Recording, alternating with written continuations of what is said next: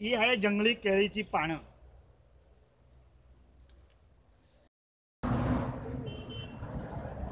बोल नाव कर.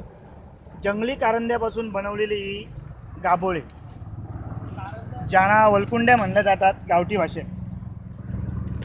यांचे दोन प्रकार असतात, एक भाजीपासून बनवलेली गाभोळी आणि एक पूजेसाठी. जंगली हलदुळ्या केळीच्या पानासारखा याची वाढ एवढीच होती. काशी आहे, इथे पण पिटोरीला पूजन केले जाते.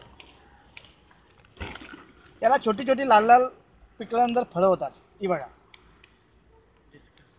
कलिंगड सारखी. ओके, कुठला फुल आहे? कलेचं फुल आहे. पिटोरी अमावासाठी लागणारे खास याचे महत्त्व मानले जाते.